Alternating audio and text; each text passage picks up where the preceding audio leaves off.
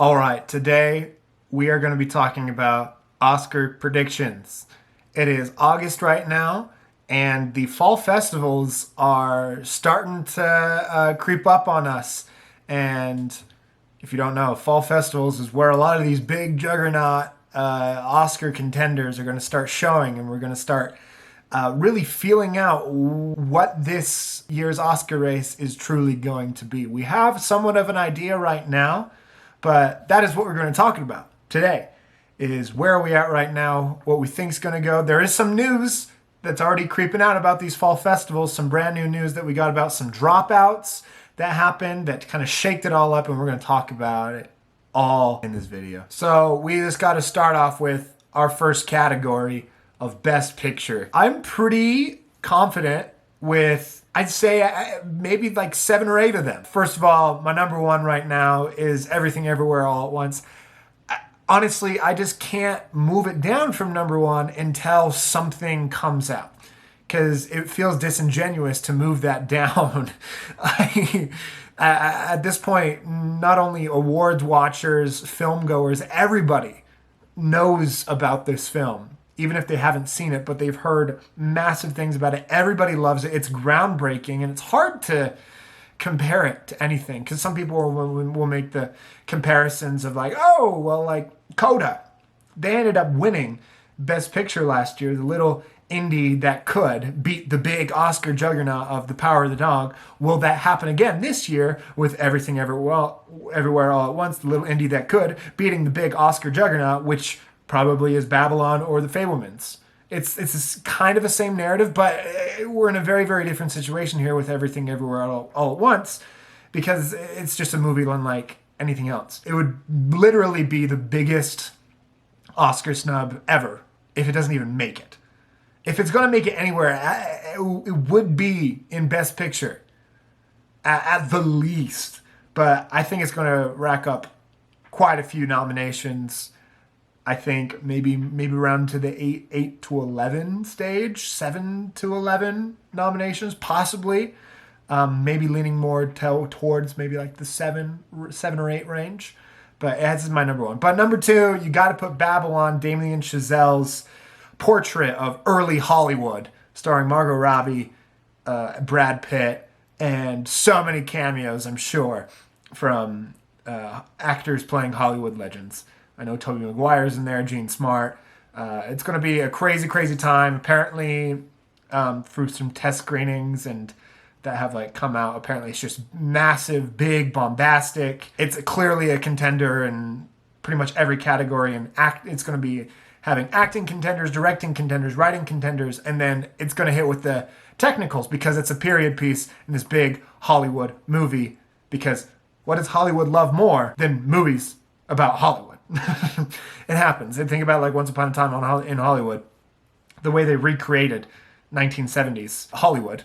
Think about this, but this is spanning over several decades, I believe, over several years, from like the 20s to I think maybe the 50s. I may be wrong, but it's going to be spanning a big time. So we'll be able to see the transformation of this. I think it's just going to be a wonderful, wonderful film, one of my most anticipated. And this one is actually bypassing a lot of the fall festivals, coming out very late December. So it's going to be fresh on everybody's mind when Oscar voting comes out. And then we got to talk about The Fabelmans. This is Steven Spielberg's Belfast. We saw what Belfast did last year. You know, there's a lot of discussions of whether Belfast was deserving of some of the recognition it got. I still think it's a really great film, and I love Steven Spielberg, and this looks like it's going to be really cool. Michelle Williams, Seth Rogen, David Lynch. It's going to be awesome. It's going to be about movies, how we love movies. Child actor taking us through the wonders of being a child, the hardships, the love, the happiness, everything you'd want in the Steven Spielberg. He can hit on so many different emotions, and he's just prolific. There is maybe a little bit of a doubt of like, oh, well, he got tons of recognition for West Side Story last year. But I think since this film is about his own childhood, it's got to be in. It's got to make it. Whether it's going to win, I don't know, but it's definitely going to be a big juggernaut and getting a lot of nominations. That and Babylon are going to be racking up probably the most nominations the big packages out of all the movies. We also got to talk about Bardo. I got Bardo at number 4. This is Alejandro G. Inarritu coming back at it again with another film about his own life, a semi-autobiographical film. This one doesn't have a lot of known actors, a lot of new faces to us, but we are familiar with Inarritu, and we love his work, and the Academy has definitely loved his work as well. I don't see any reason why it wouldn't be amazing. It is very long, which I'm very excited about. It'll just be great. Then we got to talk about Women Talking. I am super high on this right now. I just finished reading the novel that this movie is based off of, and it is fantastic. It is haunting. It is heartbreaking, and it is prolific. This is a film about a group of Mennonite women who are discussing certain horrible acts that have happened to the women in their closed-off religious community, and they're in a little chamber meeting and discussing whether the woman should leave, stay, or fight. And it's just, the whole movie pretty much takes place in this whole one little like barn house where they're just talking. I mean, it's a woman talking. But the thing that really sells it is the cast: Rooney Mara, Frances McDormand, Jessie Buckley, Claire Foy. It's going to be outstanding. However, there is, we haven't had a lot of information coming out about it. There were some screenings, and we did get some more info. We did learn that Frances McDormand is barely in the film, apparently. This is just chatter, so it could be completely wrong, but apparently she has a very small role. Initially, she was going to have a big role, had to drop out for some scheduling reasons, came back, still wanted to be involved in the project. I believe she's a producer. And she just has a small role. We did get one still image of the woman in the barnyard, the barn house, talking, and Frances McDormand isn't there. Maybe they're listening to her off screen. Maybe she's giving a speech, but I don't think she'll have a massive part. It does sound like that the big contenders are probably going to be Jessie Buckley and Claire Foy might be the ones with the more juicier roles that could possibly be nomination worthy. But we're looking at a whole load of supporting actress candidates, some writing, I hope directing. Sarah Polley really is shaping up to be probably one of the only up there at this moment women directors, which really sucks. I went through the list and I just don't know. I'm a little worried that we're going to get it's going to be not a super diverse year, but I really hope that they go out of their way to nominate some films that have more diversity in the cast and crew. But Women Talking is definitely in there for Best Picture for me. And then we got to talk about Top Gun Maverick. When this came out, honestly, I was just like, everyone's just hyping this up to be the greatest film of all time. I liked it. I really liked Top Gun Maverick, but I didn't think it deserved all the massive chatter that it was getting. You know, everybody's talking, but everybody kept talking about it and kept seeing it. And it hit over $1 billion. It is creeping up as of recording to go to number 6 all time at the box office, beating like Infinity War. It's breaking box office records, especially in a post-pandemic world. Well, in a pandemic world still. And of course, it's just electric. It's such a movie. It's such a movie. you know, if you've seen it. I don't think people are going to stop talking about this film. And it definitely will take up a lot of the technical categories, similar to kind of how like Dune did last year. I'm not comparing them directly, but it's got that big technical package, and a lot of times when you have those big technical packages, it can sneak you into there. I don't think it's going to get like a writing or a acting categories, maybe not even directing, but it could definitely sneak in there. And then number 7, probably my most anticipated film of the year, is The Son, directed by Florian Zeller.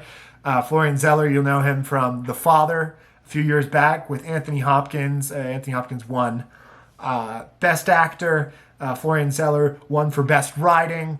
It was just an outstanding film based on his play that he wrote. And this is another play he wrote. And I actually enjoy this play quite a bit more than The Father. I love The Father. That was my favorite film of that year, of 2020. But The Son, when it comes to the play itself, I enjoy it loads more. And of course, the cast is outstanding. Once again, Hugh Jackman in the lead role. We got Laura Dern and Vanessa Kirby in it. Anthony Hopkins will be in it in a small role as well. That'll be a new role that is not in the play, but they're adding it for the movie because you got to include Anthony Hopkins. Come on.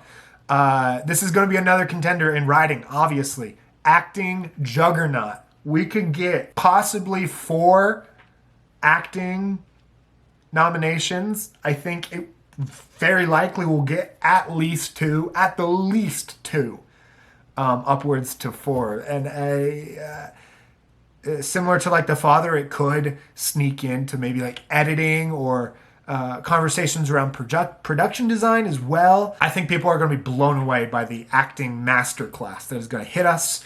Hugh Jackman could definitely get one step closer to becoming an EGOT, getting that illustrious Oscar that he almost got with Les Mis in 2012. But he's definitely going to get a nomination here.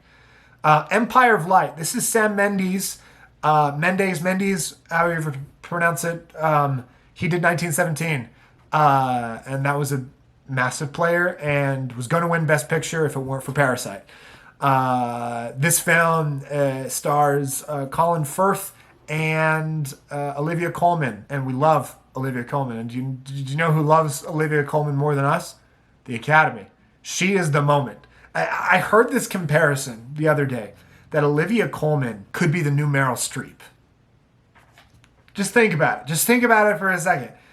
Just in the last 5 years, she snuck in with a nomination for The Favorite, broke out into the scene, one of the biggest Oscar upsets ever, beat Glenn Close for leading actress, and then we see her pop up for The Father. And then we possibly might see her pop up for Empire of Light. We've seen her pop up at the Emmys, at the Golden Globes. Like, she is the moment right now, and I feel like the Oscars are treating her like Meryl Streep right now. Be like, is she in a movie this year? Okay, we're going to nominate her. We're going to nominate Olivia Colman. And it's deserving so. I'm not saying as this is a bad thing. I'm saying as a good comparison that Olivia Colman might be the new Meryl Streep. But anyways, besides the acting, we also have Roger Deakins shooting this film. Apparently, Olivia Colman's character might have schizophrenia. I think it also may be about movies as well. So a movie about movies. I think it's just going to have a lot going for it. I'm not super duper sure. I think it could get a lot of nominations. It could get very few. I think at this stage in the 8, 9, 10, I'm not quite sure what to put here yet. But it's definitely on my radar right now. Number 9, I have The Whale. This is a lot of people's most anticipated, and for good reason, because it is the return of Brendan Fraser in a leading role back in Hollywood, and it's a juicy one. Also based off a play. It is directed by Darren Aronofsky, and he is playing a 600-pound man who is recluded to his couch and deals with some family issues. And apparently there is some details. I haven't read the play myself, but apparently there is some narrative beats where he may have left his wife for a male lover. And it's just similar to The Son. It's just going to be an acting masterclass. And think about Darren Aronofsky, how he nearly led Mickey Rourke to an Oscar win. Probably he should have won for The Fighter back in the day. And that was kind of a big triumphant return for Mickey Rourke back into Hollywood. So you see the comparisons here. And we'll also talk about some other acting players later about The Whale. But I've got that right there at number 9. And number 10 is Triangle of Sadness. Now, this is a film that premiered at the Cannes Film Festival and was one of the favorites that came out of the festival. I don't think any of us can ignore the juggernauts coming out of Cannes anymore. It happened with Parasite. Nearly happened. Probably should have with Titan, with Worst Person in the World last year. We can't ignore these Cannes films, and this is apparently a very, very quirky. It's a comedy, it's a satire. So that might be going against it, but apparently the writing is just prolific. It's got a really, really great, hilarious cast and a lot of interesting social themes, which I think could carry over. And again, everybody's just talking about it right now. We'll have to wait and see till it gets its wide release coming up very soon, and we'll have to take it from there. But right now I got it at 10 because the film that it took out was at number 11, She Said, which is another book that I just finished reading as well. It is all about the breaking of the Harvey Weinstein case. So you can compare this film to like a Spotlight or something, a journalist film. And of course, Spotlight ended up, winning Best Picture. So why is it not in my top 10? The trailer came out, and it honestly looks kind of bland. The source material is outstanding, and I think it's it has wonderful potential as a film. I just don't know if it's against all these other players. I don't know if it's going to stand out enough and have enough going for it to be able to jump into there. It doesn't have it's got quite a few. Carey Mulligan, Zoe Kazan, Samantha Morton. We've got some good players here. I'm just not super confident that it will get in, especially when it comes to the screenplay categories. I kind of see it just missing out. So in the adapted screenplay category, and we got 2 leads there that honestly look like co-leads. So that kind of like rules it out. Like, oh, we're just going to nominate Carey Mulligan or Zoe Kazan, not both of them. So it's just. I don't think it's lining up to be quite there yet. But I've got it just out there because it definitely is a film that everything on paper leads it to be an Oscar potential film. Other films, Avatar, I'm not quite sure it's a sequel, so I don't know if it can live up to what the first Avatar performed as. I think audiences will like it. I don't know if it will be quite the sensation that the first one was. Similar to how Black Panther, I've got it on my top 25 here. I don't know if it will be able to live up to how it got Best Picture back in 2018. It could, though. Elvis is an interesting scenario here because it's definitely going to get Oscar nominations, makeup, costumes, probably, and at this point, in a surprisingly thin leading actor category, Austin Butler's probably going to get in as well. So that's 3 nominations right there. Why do I have it so low? If you go on to Twitter, and I know Twitter is not like the see-all, end-all of what's going to happen. It can be very different from the real world, I understand. But a lot of people have been kind of criticizing this film and not super on board with it. And, of course, this is a summer release.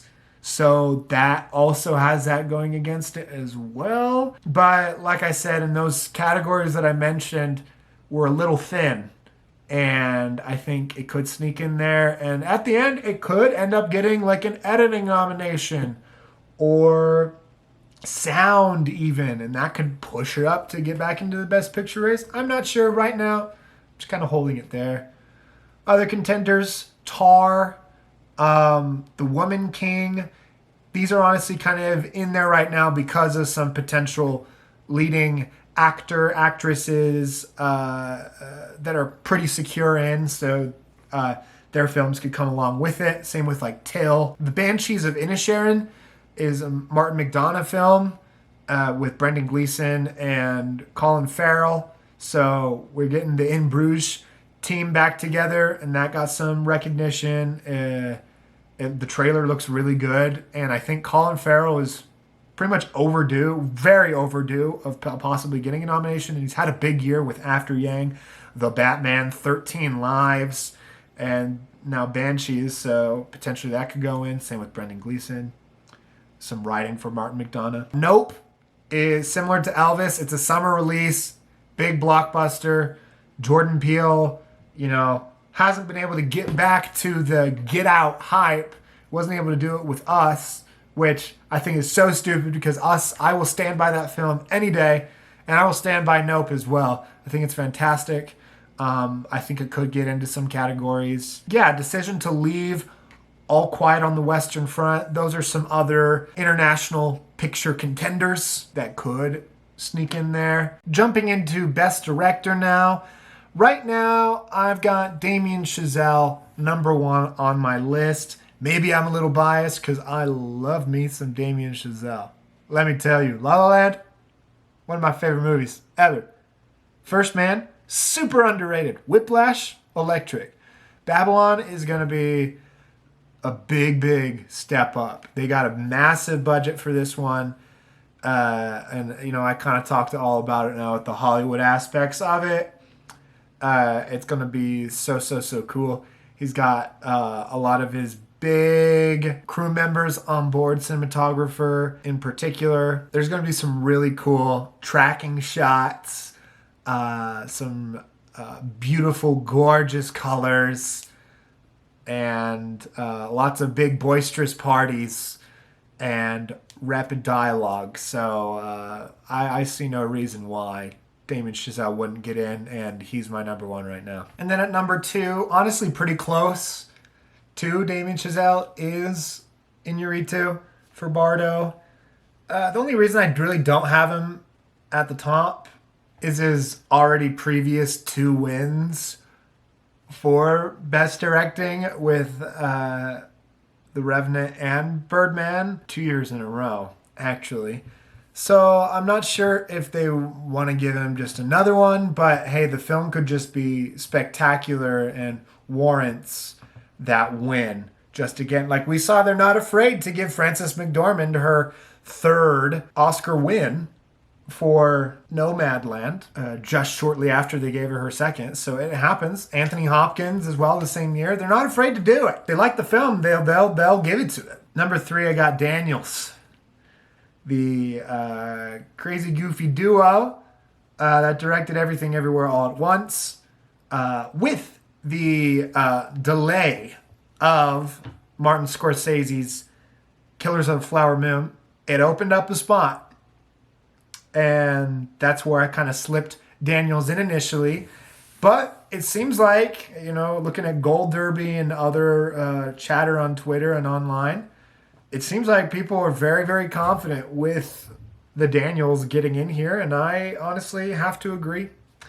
I think they're even more likely than Steven Spielberg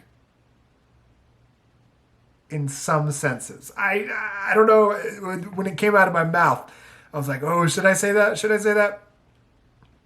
I'm going to say it right now. I'm not saying forever and ever. I think it's more likely now, because there was a little bit of doubt with Steven Spielberg in my mind, because he almost didn't make it in for West Side Story last year. That was a conversation.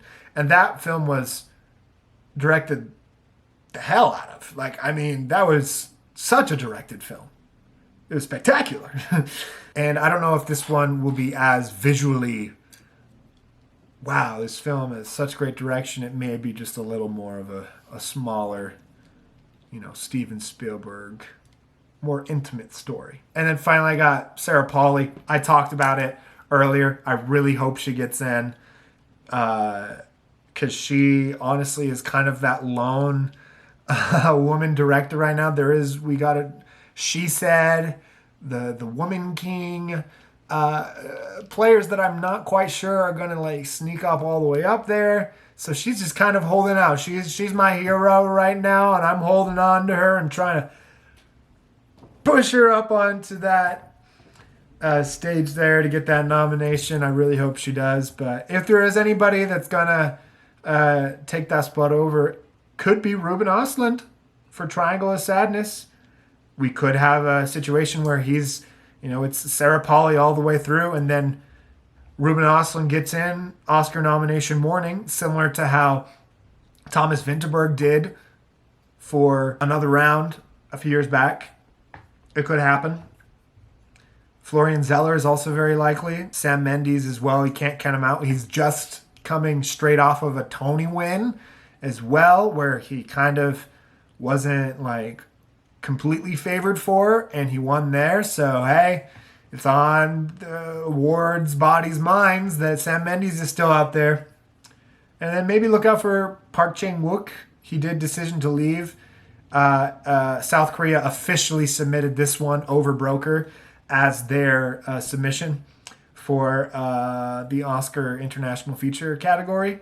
Each country is only allowed one. And they took it over Broker. So I think, and that had a really good reception. Apparently it's very, very well directed. So that could possibly get in as well in a Thomas Vinterberg kind of world. And then with actress, this was kind of hard because it's very close for me right now against Margot Robbie and Michelle Yeoh. Both, it's so interesting. Everyone's rooting for both of them. We got them, and it's not even just like, oh, I'm a Michelle Yeoh stan. No, well, I'm a Margot Robbie stan. We're gonna fight. I am a stan of both of them, and I think a lot of people are. Margot Robbie, I think at this point, even though she's still a very young actress and still she's got a massive career ahead of her, she's kind of overdue at this point. We've had Bombshell. We've had Once Upon a Time in Hollywood. We've had I, Tonya. We've had Wolf of Wall Street. So many amazing acting performances, and apparently she is going to be acting up a storm in this one, swearing and yelling and screaming, doing all of it. And, you know, everyone's so hyped about Barbie right now coming out next year, so that can also help with the hype. We saw last year with, this is not a direct comparison, but like, for example, Greg Fraser, he was the cinematographer for Dune. You know, it was a kind of a close race between him and Ari Wegner for Power of the Dog. We didn't know who was going to win, and then The Batman came out just before, you know, Oscar, during, I think it was during Oscar voting maybe, and everyone loved the cinematography in that. And who did the cinematography in that? Greg Fraser. And so that kind of helped him out. And so I think in a similar situation, Barbie could potentially help out Margot Robbie. But in being long overdue for awards recognition, Michelle Yeoh is one of the most prime examples of an illustrious, an amazing career finally being recognized. And man, it would be so cool to see her win. Wouldn't that be so cool? Michelle Yeoh accepting an Oscar.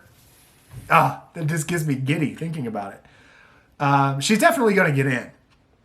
Don't get me wrong. But I think Margot is number one, just ahead of me right now. We'll have to wait and see when Babylon comes out. Then we can make the final decision. And under there, Kate Blanchett for Tar. She is playing a conductor. There was a short little teaser that came out that was super artsy, and it just, showed her like blowing some smoke and then doing her whole directing thing. And you can't underestimate a Kate Blanchett performance. I mean, she almost got in for Nightmare Alley last year. That was a really close call. So they love Kate Blanchett, and I think she's going to get in. We talked about Olivia Colman earlier as well. Can't deny that. And then this fifth spot is the one that's been troubling me a little bit, and it's been troubling a lot of people if you look at Gold Derby. Right now I got Naomi Aki, and I Want to Dance with Somebody, the Whitney Houston I almost said documentary, a biopic. And now it is a musical biopic. What kind of Oscars are hit and miss with that? We can point to Rocket Man, but then we can also point to Bohemian Rhapsody. We also got Elvis this year. The reason I have her at number 5 is because my original number 5 pick, Danielle Deadwyler for Till, went down after that trailer came out and people started talking about the film. And there's a lot of discussion on why this film is made. Do we need this film? Themes around it. And I don't want to dive into them here. You can read it for yourself and have your own opinion. But there's just already so much conversation coming out about it. And the film hasn't even come out yet. It's similar to the situation of like Ana de Armas in Blonde as well. Just conversations around that film, even before they come out, just kind of kills it on arrival. So it's not out of the question. Danielle Deadwyler looks like she's going to be amazing in that as a grieving mother, and it's going to be a very ferocious performance. My putting it down to number 6 has nothing to do with Danielle Deadwyler at all. Just has to do with the conversations around the film. I kind of mentioned Carey Mulligan could be a possibility. I don't know. Viola Davis for The Woman King. It looks like a really epic film. I don't know if I might get into, the acting categories necessarily. But some good news that we just got is that the film Good Luck to You, Leo Grand was deemed eligible to be nominated for the Oscars. Originally, it wasn't, with the new rules of having to screen your film in a theater to be eligible and can't just be a straight-to-streaming movie. We thought that Good Luck to You, Leo Grand would not be eligible, but apparently I didn't read deep into it, but there was some exceptions made for it, and Emma Thompson is now on the plate to potentially get an Oscar nomination, which I think would be very deserving for this film. I think this is probably my favorite Emma Thompson performance, up there with a Saving Mr. Banks. I think it would be really, really deserving. And if they made the exception for that film, maybe they're just like, man, that Emma Thompson performance was so good, we just have to bend the rules a little bit to get her nominated. Now, actor. Here's the thing. I am the biggest Hugh Jackman stan out there. Undeniable. No one can beat it. I am the biggest Hugh Jackman fan out there. I had him at number 1 for the moment that I heard that this movie was coming out, that they were making this movie. But man, the Renaissance cannot be denied. Brendan Fraser is my number 1 right now. We saw the picture. You've seen the still. The makeup looks fantastic. Brendan Fraser looks fantastic. I've heard interviews of him talking about it. Everybody. There is no person in the world that hates Brendan Fraser or has any ill thoughts in the slightest toward Brendan Fraser. So he's my number 1. Hugh Jackman's right on his heels, though. They're both going to give an acting showcase, but I think Brendan Fraser might have a little more meat to chew on. That was pun not intended. Like I said, Killers of the Flower Moon dropped out, so Leo DiCaprio no longer in the conversation, which further cements Austin Butler for Elvis. He's got to be in. It's kind of a slimmer category. And I'm sticking with this. Daniel Jimenez Cacho. He's a newcomer, but he is playing the lead role in Bardo. We saw it with Alfonso Cuarón's Roma. We saw new coming international actors get nominated. I think it's going to happen again. This is Iñárritu's Roma. Jimenez Cacho has got to get in. I'm calling it right now. And then with that final 5th spot, right now I got Colin Farrell for Inishin. Kind of just as, I don't know what else to put. Apparently Bill Nighy is really good in Living, and apparently he's really, really good. Maybe some conversations over Adam Driver with White Noise. We haven't really talked about White Noise yet. It's Noah Baumbach, and apparently it's a I'm Thinking of Ending Things, Charlie Kaufman-esque kind of movie. So really weird. So I don't know if it's going to be too weird to get Adam Driver in.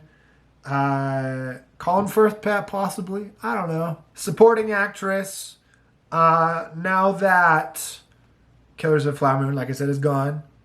taking Lily Gladstone out. I think Michelle Williams is cemented as the front runner and probably going to win. For The Fabelmans, she's playing the mother. And the Oscars love, especially in this supporting actress category, they're loving the mothers. They're loving the grandmothers. And Michelle Williams is also very overdue. So I that's one of the most like secure wins I have right now. Jessie Buckley for Women Talking. Now, this just depends on who's playing who. Like I said, I've read the book, and apparently Jessie Buckley, it sounds like that she might have the more juicy. Her and Claire Foy apparently have the more juicy roles. I wouldn't rule out Rooney Mara either. More recently, Jessie Buckley snuck in with a nomination for The Lost Daughter, which was so deserving. It was so cool that she got it. I think if there's anybody going to get nominated for Women Talking, it will be her. Vanessa Kirby in The Sun.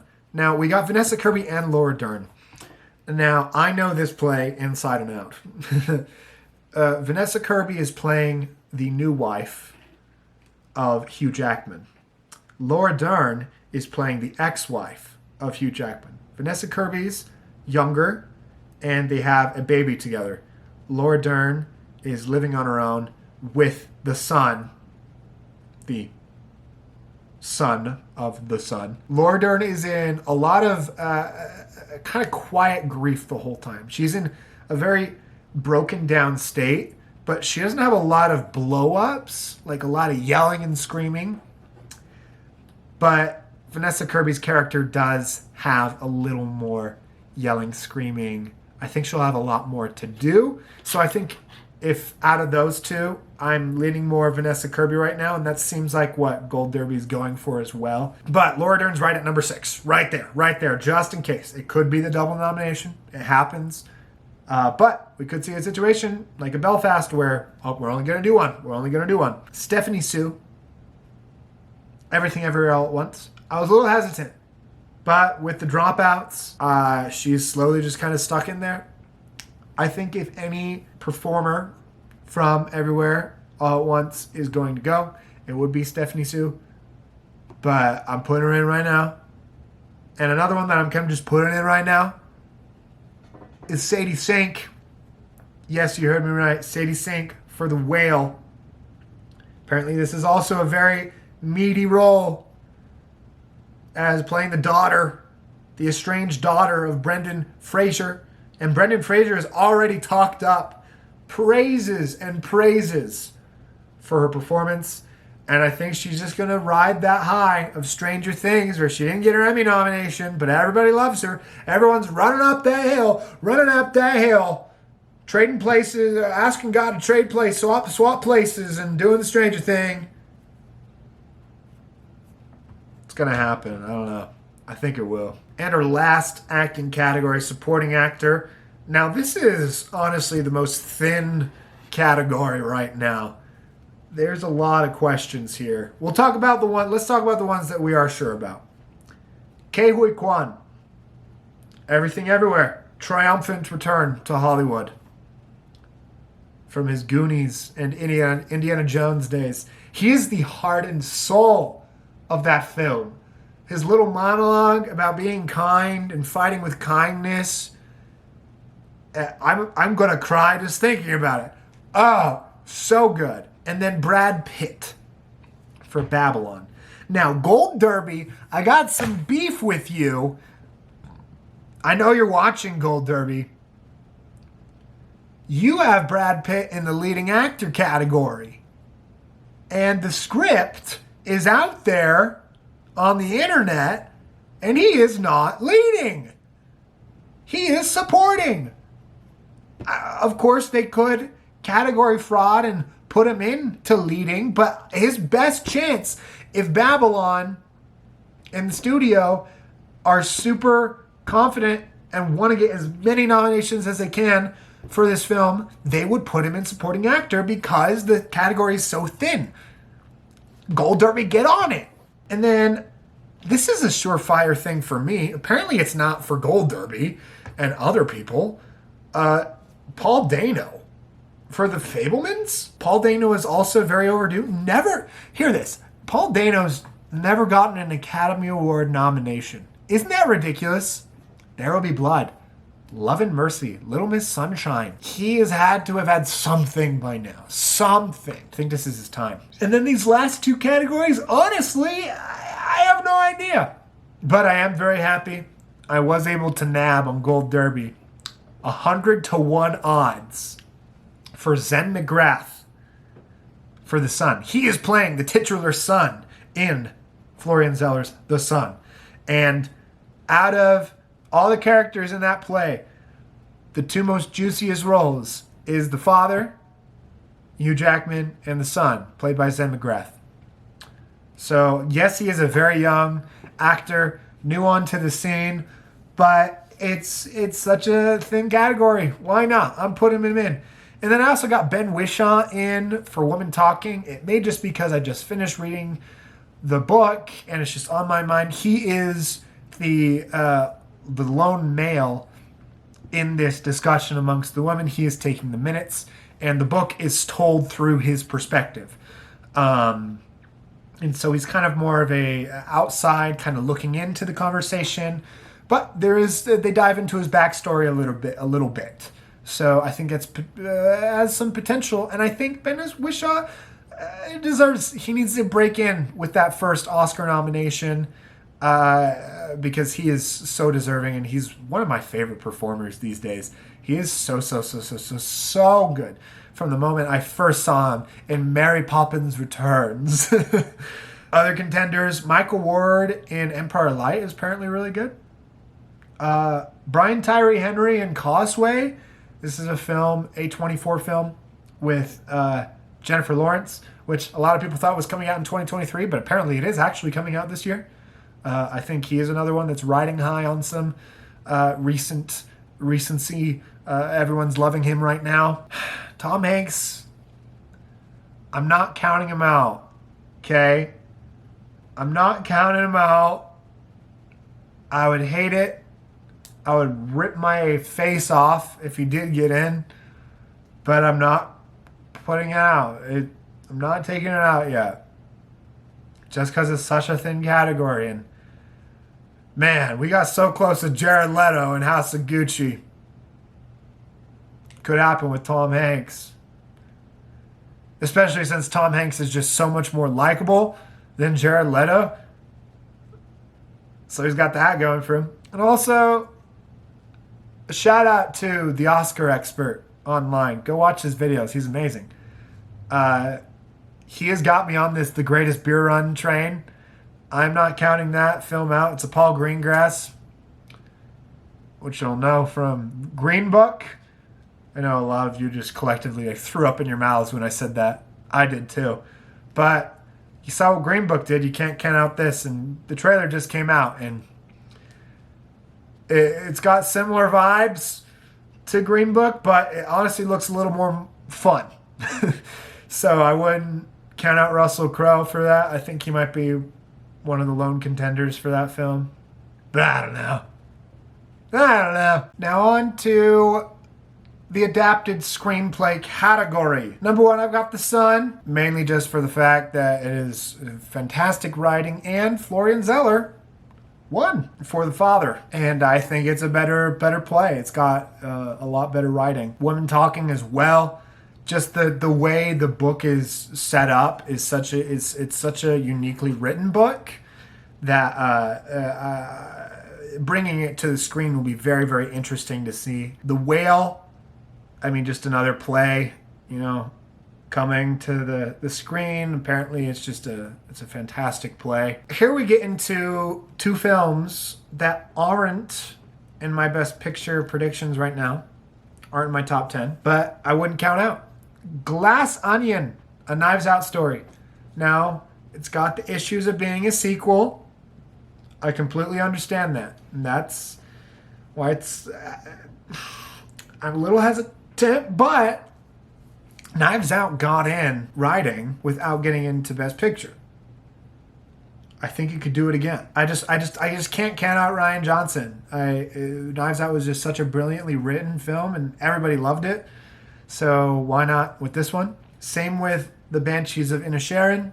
It's Martin McDonagh, and Oscars sure love some Martin McDonagh. And I do too. I do too. And interesting enough, this is actually adapted. A lot of people thinking it's in, and Gold Derby included. Listen up, Gold Derby. Another mistake. You got this in original screenplay. No. This is an adapted screenplay because it is adapting an unproduced play from Martin McDonagh. And that counts. Boom. Other contenders, She Said. But like I kind of mentioned before, seems a little bare. Seems a little standard. Till seems like it has a really good screenplay, but again, conversation with that. White Noise, if the Oscars really want to go out there and pick something really weird, we'll just have to see how weird it is. If it's too weird, it's definitely not getting in. Original screenplay. I have to put Everything Everywhere at number one because it is like it seems like it's going to be the original screenplay of the decade. It just it seems like it. And yeah, we got the Juggernauts, the Fabelmans, and Babylon in this category as well. And those do pose a legitimate threat. But those films, especially the Fabelmans, have got to do something really special in order to get people putting it as their number one. Because for now, it's just Everything Everywhere All at Once. And I think you'd also conclude Bardo in there as well. A lot of these categories, as you'll see, the Fabelmans, Babylon, and Bardo are kind of like, do we not know what to put in? We'll put those ones in. we have our one or two big contenders, and then we just throw those ones in as well because they come with the package. The Irishman package, the Mank package. And if Triangle of Sadness really does prove itself and continue that hype that it's getting, it's definitely going to get in. Right on the outside would be Empire of Light, Sam Mendes. Of course, they love Sam Mendes. Tar as well. I think that could be a contender. Nope, potentially. I don't know.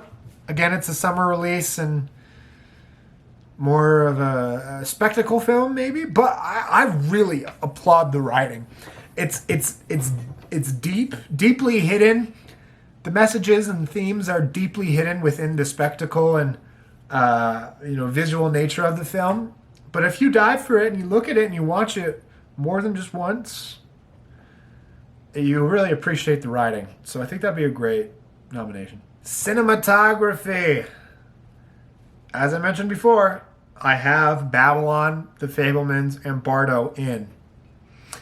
But not just because of that, because we got great cinematographers attached to these films. The Fabelmans, we got Janusz Kaminski, who is Spielberg's guy. He is Spielberg's guy and has got a lot of nominations and has some wins as well.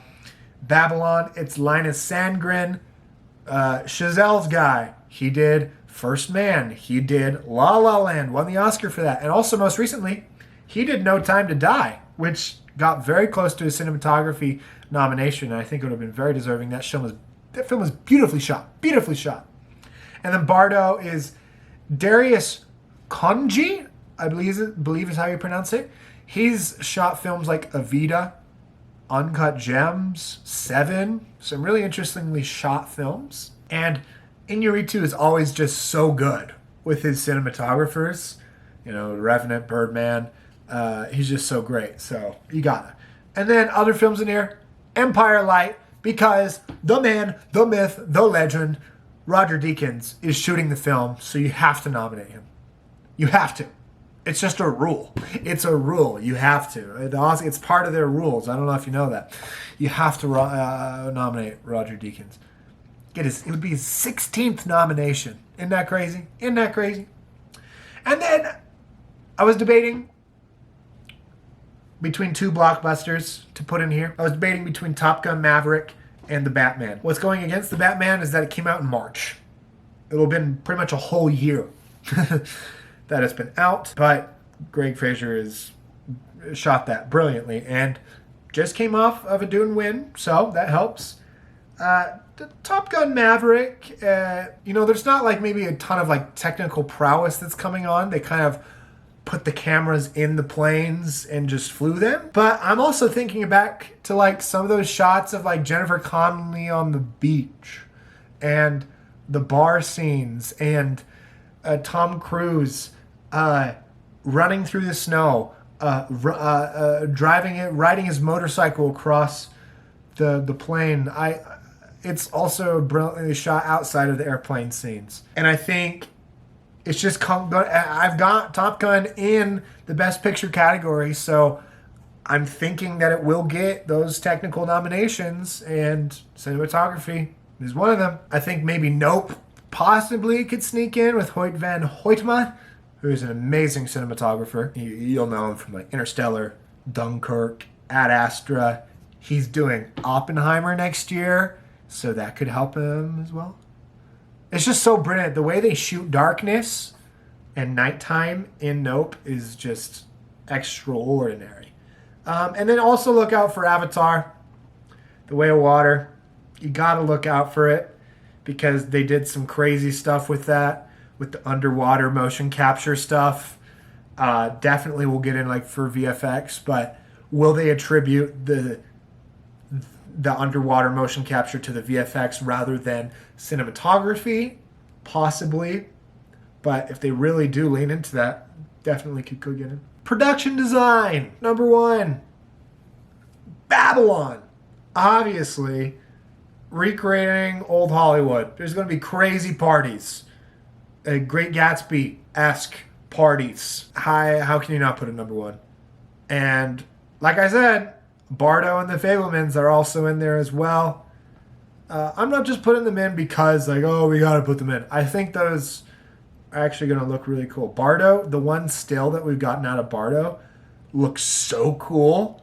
I don't even know how to describe it. Just look it up. It looks awesome. And the Fablemans is going to be recreating all of, Spielberg's childhood and everything. And West Side Story had such brilliant production design. So, and then I've got Avatar in here. For production design, just for the, again, are they going to attribute what they see on screen to VFX rather than production design? I don't know. But if they do distinguish and separate those, I think it could get in for production design. Elvis, if people keep talking about that film in a good sense, it could get in. The production design is fantastic. So crazy, colorful, and beautiful, and brightly, and so Baz Luhrmann. One to look out though for Chevalier. Chevalier? I don't know how to pronounce it. I'm sorry, but this is a Cyrano-esque period piece. Funny enough, starring Calvin Harrison Jr., who was in Cyrano. The one still that we've gotten, it just looks Cyrano. It's that same era, and that could happen. Wakanda Forever, potentially as well. Makeup and hair. We got 3 big contenders here. We got the 3 big ones. We got the Batman, we got the Whale, and we got Elvis. Obviously with the Batman, Colin Farrell's transformation into the Penguin is spectacular. That makeup is unbelievable. Colin Farrell is unrecognizable. The Whale, of course. The Oscars love to package together those leading actor and actress, even supporting actor and actress, as we saw like House of Gucci, those acting nominees with a makeup and hairstyling nomination. They like to package that up together and potentially even win sometimes. So could we see a Eyes of Tammy Faye situation where Jessica Chastain becomes the front runner, so it wins for makeup and hairstyling? Could we see that with Brendan Fraser possibly winning the Oscar and then also winning for makeup? Potentially. Elvis, of course, we have the crazy prosthetics on Tom Hanks, but the transformation of Elvis as well. At the very end, they have Fat Elvis a little bit, and the hair is fabulous. And even though Austin Butler physically transforms and does the voice and everything, the physicalizations of Elvis so well, the makeup and the hairstyling really does wonders for him as well. And then other contenders, Black Panther, Babylon potentially for all the old Hollywood hairstyling and stuff. Woman King looks like has some pretty cool stuff. Costume design, number 1, Babylon, old Hollywood. Elvis, all the Elvis costumes.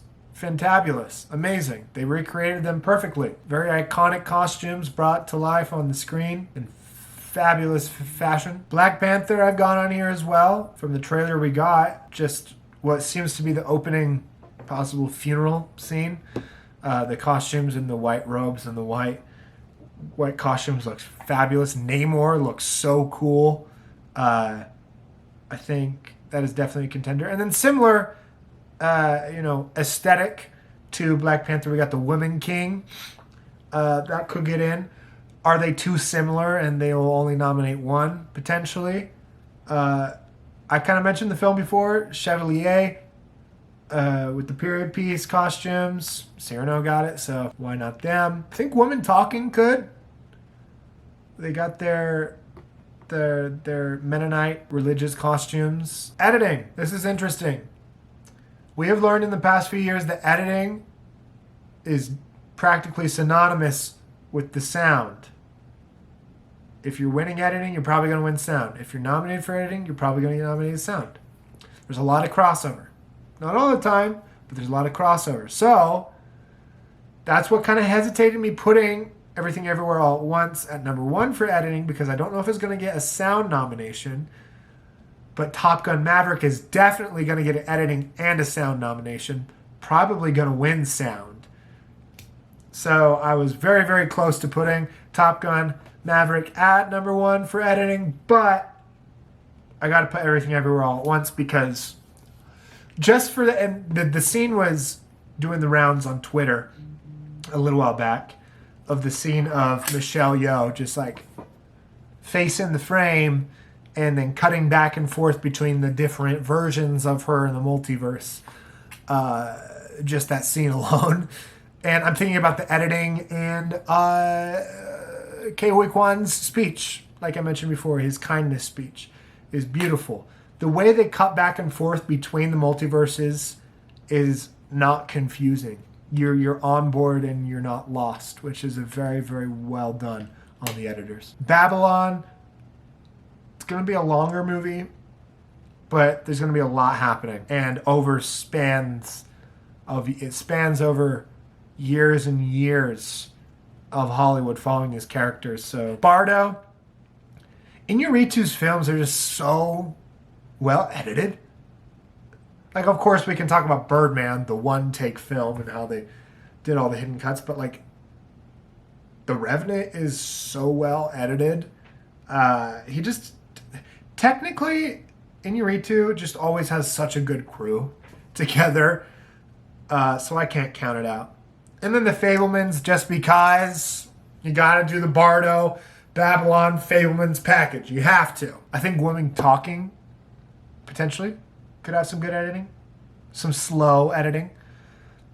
The Son, just because the father had such good editing, and it was an amazing nomination because holy cow, that film was so well edited. And obviously The Son won't have like similar themes to like forgetting, with dementia and such. But I think there are some interesting cutaways, some fantastical elements to The Son in the play. Now that I think about it, I wonder if they're going to incorporate that into the film. And if they do, that's a big potential for editing. I might move that up. Sound. I mentioned before, Top Gun Maverick, number 1.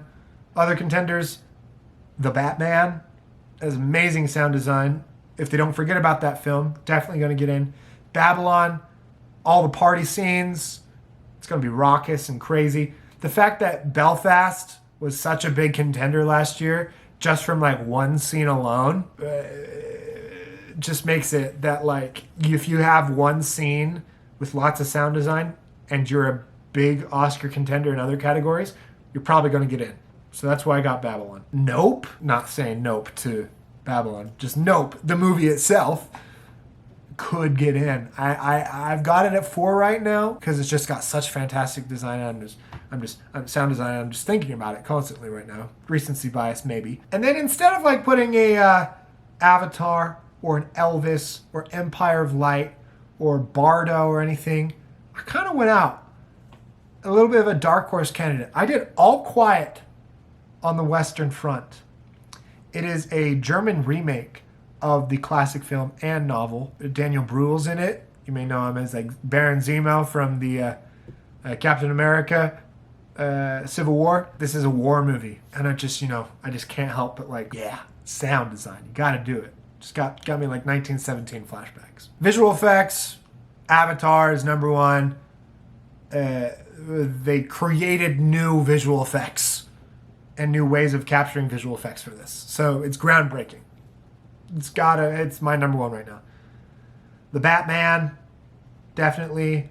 Black Panther, I hesitate because there was some shoddy CGI in the first Black Panther. But in recent years, we've seen like a Marvel movie get nominated, if not just one, possibly two. So I think Black Panther and Doctor Strange could get in. I don't think Thor is going to get in because of the conversations around that film not being so highly received. I think Nope maybe get in. Actually, no. I'm going to say Everything Everywhere All at Once. I think the narrative of having such a small crew, I forget the total number of crew doing the visual effects, and just look at all the there's tons of videos on how they did it, and the way they did it and cut around corners with budget and time constraints is just so fascinating. And I think they would want to award that. That's kind of cool. Another dark horse candidate. Look out for Pinocchio, not the Disney live action movie, the stop motion animated film from Guillermo del Toro that is coming out on Netflix later this year. It's happened before that we've had these stop motion animated films get nominated for visual effects and even costumes sometimes and production design. So I would definitely look out for that, especially since it's Del Toro. I'm actually really excited for that film. It looks really good. Score! Babylon. Number one, Justin Hurwitz. He did La La Land. Everyone loves that music. Justin Hurwitz, great composer. It's going to have all that jazzy stuff. It's going to have it. The Fabelmans. It's John freaking Williams. John Williams is coming back to do a Steven Spielberg movie. Got to do it. They're going to nominate him for Rise of Skywalker. They have to do it. Got to talk about women talking. Hildur Guðnadóttir. I slaughtered her last name, but she did Joker, and she won the Oscar for Joker. And she's coming to score this. And from the few bits of information we've got out of Women Talking, apparently the score is very Joker-esque. And with the strings, and it's going to be so cool. Empire Light, Trent Reznor, and Atticus Ross are doing this film. Very interesting choice. A cool little pairing there that I really wouldn't think of. Thinking maybe like a more period piece, Sam Mendes period piece with Reznor and Ross. Interesting pairing, but I am here for it. And of course, ever since this film came out in March, people have been talking about this score, and it hasn't gotten out of our heads. The Batman. Even though it has been out for so long, I think it's so good that you got to get it in. Other candidates, Top Gun Maverick, just for the fact that we got Hans Zimmer and Lady Gaga. You know, when you nominate that for score, you're nominating both of them, and that's huge. If it doesn't get here, Lady Gaga's going to get her nomination for the song for Top Gun regardless. And also look out for Tar. Hildur is also doing Tar as well. So it could be a situation that they're just going to nominate one of them. Maybe even two. It can happen. Animated feature. I briefly talked about it before. Pinocchio. Del Toro. Look out for it. Turning Red, my favorite animated film so far this year. Strange World, I think this is the Disney contend. Turning Red and Strange World are the Disney contenders over Lightyear. Lightyear is not going to get nominated. It is a boring film. You can't tell me otherwise. Wendell and Wild, stop motion animated film. Key and Peele, earn it. Looks awesome. Marcel the Shell with shoes on. Apparently it's going to be eligible under animated feature. If it does, it's going to get in. Maybe. If not, maybe The Bad Guys. Maybe Lightyear. But we also got to talk about Apollo 10.5, A Space Age Childhood.